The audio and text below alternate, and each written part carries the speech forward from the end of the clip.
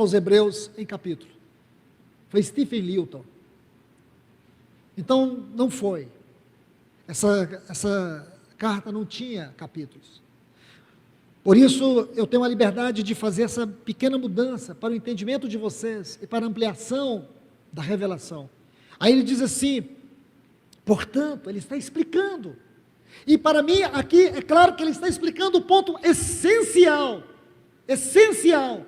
Ele diz, portanto, irmãos, tendo confiança de entrar no lugar santo. Aqui no versículo 24, você vai encontrar lugar santo, do capítulo 9. E aqui no versículo 19 do capítulo 10, você encontra lugar santo. O que implica dizer que, hermeneuticamente, existe uma ligação entre esses dois textos. Mas não é só isso por causa dessa frase. É por causa do assunto.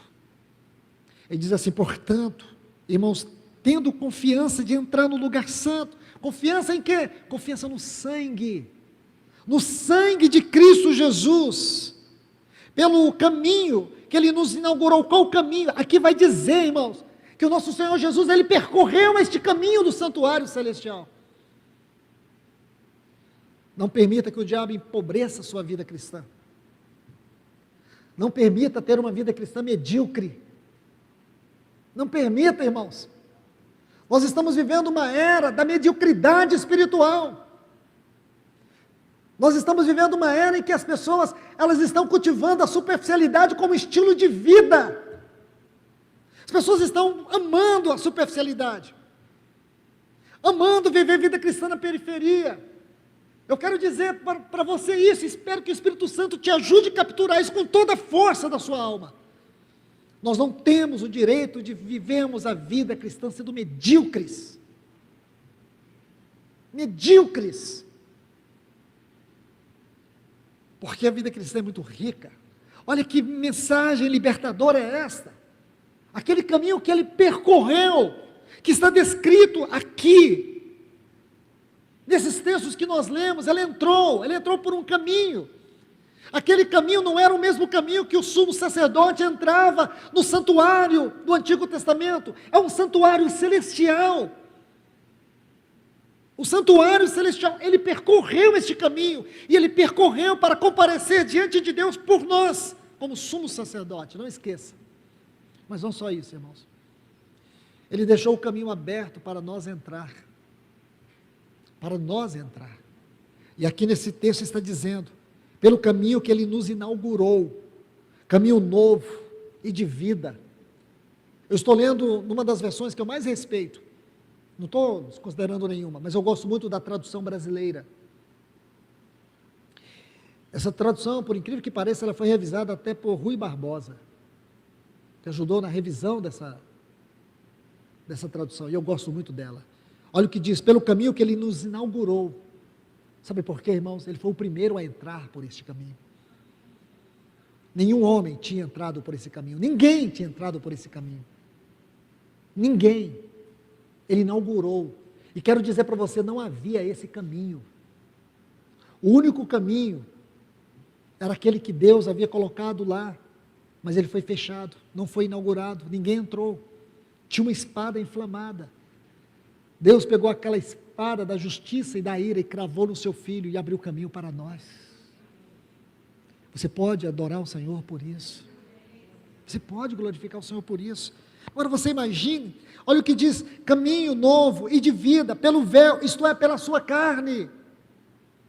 Aí o versículo 21, volta aqui para explicar para nós, tendo um grande sacerdote sobre a casa de Deus. A casa de Deus. E quando ele vai concluir isso, ele coloca tantas verdades, e uma das coisas que a gente sempre precisa combater é a superficialidade da exposição. Então ele vai colocar muitas coisas aqui, eu não vou entrar, mas uma delas sim. Quando ele diz assim, não abandonando a nossa congregação. Não abandonando a nossa congregação. Eu queria que você observasse, na sua versão esteja assim, e não deixemos de congregar, não é? E, irmãos, vamos tomar muito cuidado com a superficialidade das exposições. Essa palavra no grego, permita-me citar, é epsinagogue. E é um termo que só ocorre aqui e também em 1 Tessalonicenses capítulo 2, quando fala da nossa união com o Senhor. E a tradução indica isso, uma reunião com o Senhor. Não é o sentido só do congregar em si, como sendo congregar um fim em si mesmo. É a reunião no sentido mais alto, mais sublime da sua definição. Por isso eu tenho tentado mostrar para os irmãos que o nosso reunir não pode ser um reunir qualquer. A maneira como cantamos, a maneira como nós nos portamos, reverenciamos no culto, não pode ser uma coisa qualquer. Isso demonstra muito a nossa consciência. Isso demonstra muito que realmente tem ganhado o nosso coração. Então você vê aqui, casa de Deus. É como se o autor estivesse nos obrigando a estudar esse assunto do ponto de vista da tradução de acordo com a Trindade, porque casa de Deus não pode ser entendida apenas por linguagens humanas, por um dicionário secular. Casa de Deus só pode ser compreendida à luz da enciclopédia da Trindade, porque nós vamos ver o que tudo isso está dizendo. Mas em síntese, é a exortação: não seja medíocre. Não banalize a coisa mais sagrada, que é a morte de Cristo, é o seu sangue. A nova aliança, aquilo que nós temos hoje, irmãos, como grande privilégio nesse dia, de amanhecer o dia em torno da mesa do Senhor, e nós podemos cantar, nós podemos adorar, porque o nosso Senhor Jesus já cumpriu tudo, Ele já fez tudo, Ele só nos convida a uma santa adoração, a uma manhã de reflexão, de júbilo, a uma oportunidade que nós temos de recebermos este bálsamo santo da sua palavra, para curar nossas feridas, para preencher estes vazios que ficam aí nos perturbando, nos minimizando, para mostrar para nós que há um vivo e novo caminho santo aberto, e que você pode entrar diante de Deus e chamá-lo de Pai, e tendo a certeza que você será ouvido, porque Cristo já compareceu diante de Deus por você. Que alegria é para nós meditar nisso nessa manhã, irmãos. Que Deus nos abençoe com a sua palavra, que o Senhor nos ajude neste assunto tão sagrado, tão importante, que a igreja precisa nesse tempo, irmãos. Tempo esse, que nós estamos vendo toda forma de superficialidade espiritual, toda diluição da doutrina, e aqui nós temos a oportunidade de refletir, de ler, de ver, de ouvir a palavra genuína do Senhor, palavra que nos fortalece, palavra que nos anima, palavra que nos dá um horizonte seguro, que nos dá uma certeza de fé, uma esperança viva, e que nós temos a certeza que somos aceitos por Deus, por causa deste precioso sangue de Cristo Jesus. Que o Senhor nos ajude, meus irmãos e irmãs. Pai, nós te louvamos e te agradecemos. Senhor, muito obrigado.